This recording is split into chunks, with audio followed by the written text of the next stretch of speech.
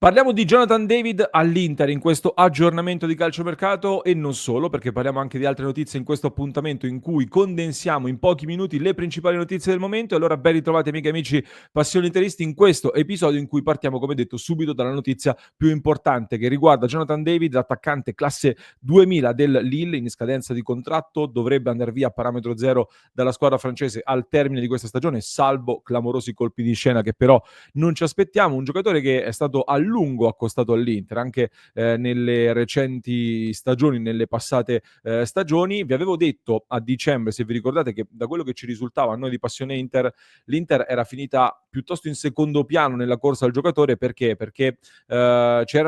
sembravano delle squadre più intenzionate a metterlo sotto contratto e lui stesso aveva avuto dei contatti con la Premier League e ha anche dichiarato di recente di voler andare a giocare in Spagna, comunque di essere intrigato dal campionato spagnolo, dove però l'ipotesi che preferisce è il Barcellona, da quello che abbiamo capito, ed è in questo momento un'ipotesi molto complicata. Per questo ed altri motivi, allora Jonathan David non ha ancora chiuso un accordo con il suo prossimo club, non ha ancora una squadra in cui andare a parametro zero la prossima stagione e quindi 2 settimane fa, se vi ricordate, vi avevo anticipato qua sui nostri canali che avevo avuto qualche voce secondo la quale la pista Inter si sarebbe un po' riaperta. Una pista che rimane difficile, ma comunque aperta, sì, a differenza di quello che si diceva invece a dicembre. Questa notizia è stata poi ripresa da altre fonti dopo che ve l'abbiamo riportata noi e in particolar modo nelle scorse ore c'è stata l'edizione svizzera di Sky Sport che ha aggiunto ulteriori dettagli piuttosto interessanti, perché i giornalisti di Sky pare che siano entrati in possesso di un documento ufficiale che gli agenti del giocatore si sono scambiati con alcuni club di Premier League, ma verosimilmente anche con altre società a livello europeo, un documento con cui hanno, diciamo, formulato le proprie richieste di contratto. Richieste che sono state impostate così, ho preso l'appunto per non sbagliare. 9 milioni di euro lordi all'anno per l'ingaggio, più 10 milioni di euro di commissioni agli agenti al momento della firma e 15 milioni di premio alla firma per il giocatore. Tutto questo per un contratto di 5 anni, stiamo parlando quindi moltiplicato sui 5 anni di un investimento totale complessivo da circa 70 milioni di euro per questo giocatore, un investimento dove chiaramente non paghi il cartellino perché si libera a parametro zero, ma tra la firma, le commissioni e questo ingaggio moltiplicato per 5 anni sicuramente è una cifra piuttosto importante con un investimento significativo già al primo anno. Qui bisogna fare delle considerazioni. Sono curioso di leggere le vostre, quindi mi raccomando, fatemi sapere la vostra qui sotto e clic sul tasto iscriviti se non l'avete ancora fatto, così continuate a far crescere il nostro progetto, il nostro canale. Dobbiamo volare verso gli 80.000, ci siamo quasi, quindi mi raccomando, clic sul tasto iscriviti così continuiamo a crescere. E vi lascio alcune mie considerazioni sparse. La prima, intanto devo segnalare che secondo la stessa fonte svizzera di Sky, la Juventus sembrerebbe in vantaggio in questo momento sull'Inter perché dovrebbe andare via Colomoni, dovrebbe andare via Vlahovic, avrebbero lo spazio a bilancio e tecnico per accogliere Jonathan David, ma l'Inter viene messa ancora in corsa. L'Inter è ancora in piena corsa, da quello che dicono in Svizzera. Seconda considerazione,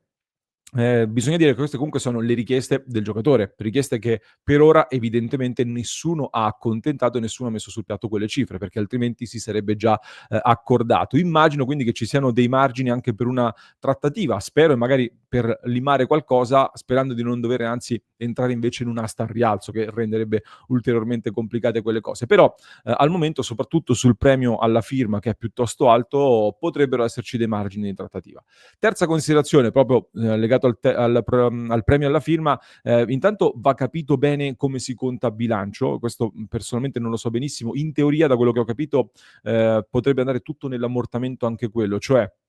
andrebbe spalmato anche quello per gli anni di contratto. Quindi se prendiamo per vere queste cifre che sono circolate, che stanno circolando, se l'Inter dovesse ingaggiare effettivamente David a queste cifre, facendo un po' di conti a spanne tra ingaggio lordo, commissioni e bonus alla firma su 5 anni, vorrebbe dire che l'attaccante canadese costerebbe all'Inter circa 14 milioni di euro all'anno in tutto. Questa sarebbe la cifra complessiva. Una cifra alta, ma attenzione, 14 milioni all'anno significa che costerebbe meno dei 15 milioni che costa oggi Correa,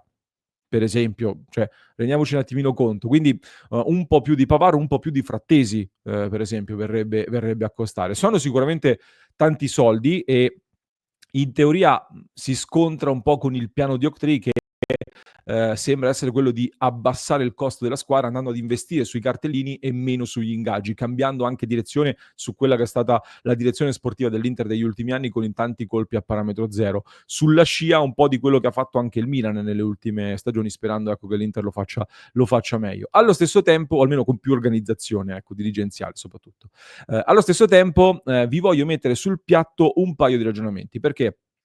con Correa che costa quasi 15 milioni in questo momento, come dicevamo, Arnautovic che ne costa 8, Taremi che ne costa 6, se togli 2 di questi giocatori e metti un giocatore come David che è più integro e affidabile, te lo paghi comodamente. Ricordiamoci che tanti giocatori non li puoi avere in rosa. L'Inter già ora ha questi 3 attaccanti in più dietro Lautaro e Thuram, ma uno, Correa, è fuori dalla lista Champions, proprio perché il numero è limitato e il tema lista ci sarà poi anche per la prossima stagione assolutamente. Quindi ehm, togliere questi 3 o 2 di questi 3 e aggiungere Jonathan David ti permette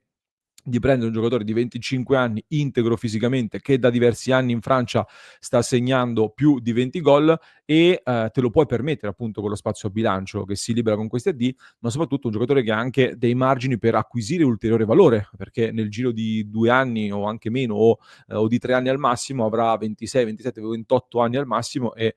potrebbe essere ancora un giocatore al pieno del potenziale per poter fare una grande plusvalenza per un attaccante che eventualmente comunque te lo tieni anche molto volentieri se si conferma assolutamente da Inter. Ti puoi prendere un giocatore da far crescere con calma insieme a Lautaro Martinez e Thuram e questo secondo me è quello che l'Inter dovrebbe cercare di fare in questo mercato. Poi adesso ci arriviamo perché sono sicuro che già in tanti obietteranno, comunque mi verranno a dire: "Però Jonathan David, non viene all'Inter a fare panchina". Questo è tutto da vedere, perché intanto l'ambizione di un giocatore va sempre misurata, nel senso che un giocatore che sceglie un livello più basso, fare il titolare in una metà classifica in Premier League o giocare nell'Inter che punta a vincere tutto, te la dice lunga anche sull'ambizione di un giocatore secondo me. E poi vi do un dato, ho preso un appunto, eccolo qua. In questo momento, nel momento in cui sto registrando, Taremi con l'Inter ha giocato 1478 minuti, Arnautovic ne ha giocati 616, Correa ne ha giocati 307 e nonostante questo, stiamo ancora spremendo Lautaro Martinez e Thuram e ci stiamo aggrappando molto a loro. Quindi un giocatore normale, non un fenomeno clamoroso, io penso che all'Inter 2500 minuti in stagione li fa veramente a spasso con l'Inter che è impegnata in tutte queste competizioni. Se David fa un decimo di quello che sta facendo a Lille, gioca 2000 minuti in ciabatte praticamente. Quindi consideriamo anche che l'Inter è una delle pochissime squadre in Europa che gioca con 2 attaccanti, per cui lo spazio c'è. Detto questo, un'ultima considerazione prima delle altre notizie, ne stavamo parlando anche nel club di Passione Inter nelle scorse ore. Le ultime prestazioni di Sommer, Mkhitaryan, ma anche di Acerbi e non solo,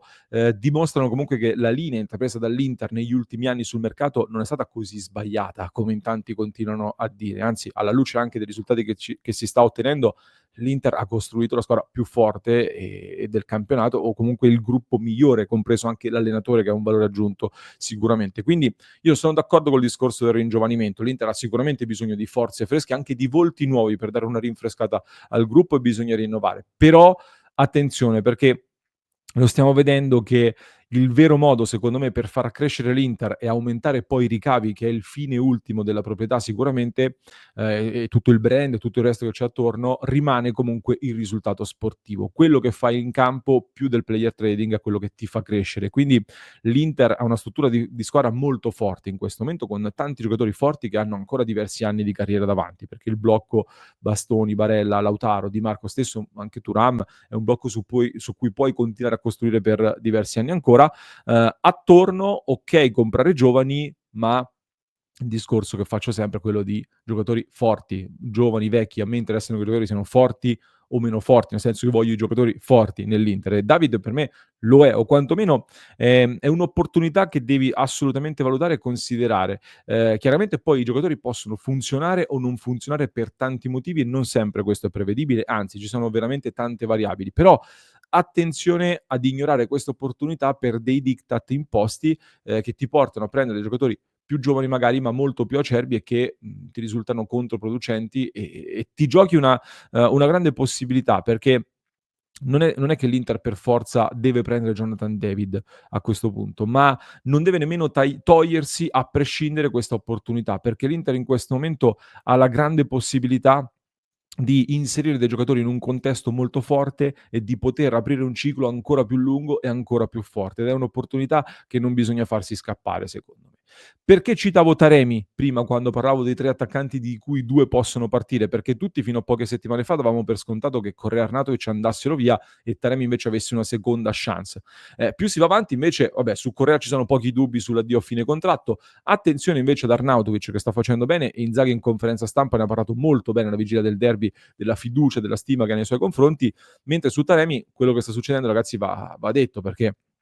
mentre Arnautovic si è rimesso in sesto e scala gerarchie, Taremi, un altro infortunio che lo terrà fuori una ventina di giorni in una fase decisiva della stagione, è un infortunio che arriva dopo essere andato in nazionale da acciaccato, ha stretto i denti per andare in nazionale, ha forzato con la nazionale iraniana e torna a Milano e si è infortunato, e quindi salta una fase decisiva della stagione lasciando l'Inter con pochissime alternative davanti. Quindi, visti i famosi paletti di Octree e quella che è stata la sua stagione sostanzialmente comunque molto deludente, considerando che ti costa quei 6 milioni all'anno circa, che non sono pochi, qualche valutazione sicuramente andrà fatta. Per cui se mi togli, torniamo un po' al discorso di prima, Correa e Taremi, per esempio, e ci metti un Jonathan David, io penso che con Thuram e Lautaro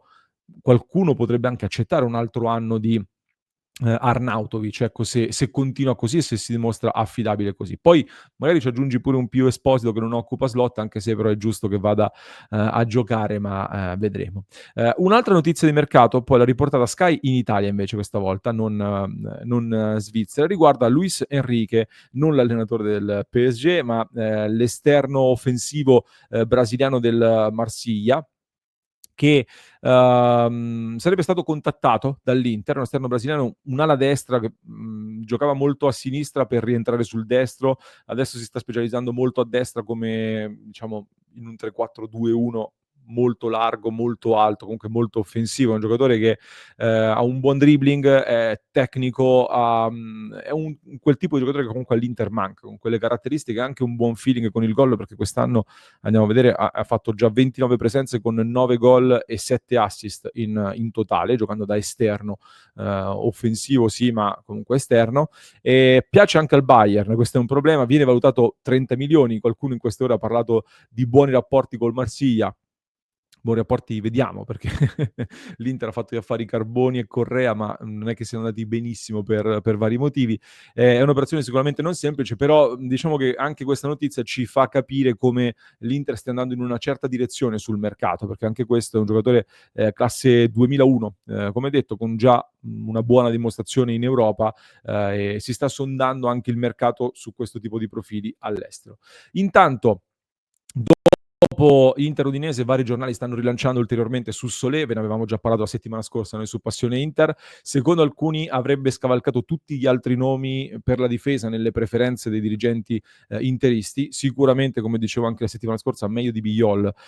in difesa per l'Inter. Però, considerazione che facevamo ieri, se deve andare a pagarlo sopra i 20 milioni Solé, che l'Udinese ha preso a parametro zero, io lo farei solo se sei sicuro di poterlo lavorare da centrale di difesa del futuro, perché altrimenti hai già Bissek per poter fare il terzo, e sui terzi, casomai andare a prendere un mancino, ecco, mentre Solé a sinistra sta giocando con il destro a piede invertito. Quindi queste sono un po' le mie opinioni, però sono curioso di leggere la vostra. Altre notizie, vabbè, del derby ragazzi parliamo in diretta alle 19:30 con le ultimissime sulle probabili formazioni, la conferenza di Inzaghi che non ha dato enormi spunti, anche se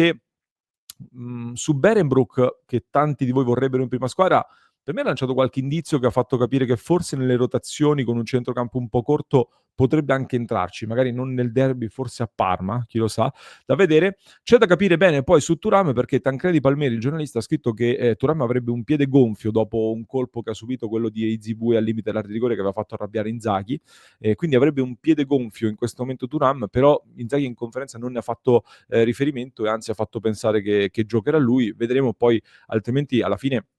la spunterebbe Correa, Arnautovic in attacco per il derby, che sono gli ultimi 2 rimasti a disposizione, e qualcuno dalla primavera che verrà aggregato, come ha detto anche Inzaghi. Fatemi sapere voi intanto chi schierereste al derby, in attacco ma non solo, quanto turnover fareste, perché alcuni hanno detto addirittura andiamo col turnover totale, altri invece coi titolarissimi. Voglio sapere la vostra, poi ne parliamo in diretta alle 19:30, quindi mi raccomando clic sul tasto iscriviti. Vi aspetto nel club di Passione Inter, dove poi questi argomenti li stiamo sviluppando in queste ore. Ci sentiremo anche nel post derby per analizzare la partita con la nostra community su www.passioneinter.club. Trovate il link in descrizione per accedere anche con l'abbonamento mensile, così valutate un mese se vi piacciono tutti i vantaggi che ci sono al far parte della nostra community oppure no, ma sono sicuro che rimarrete con noi, e vi lascio con un altro approfondimento che trovate in descrizione per chi ci ascolta in podcast, mentre per chi ci segue su YouTube vi basta cliccare qui.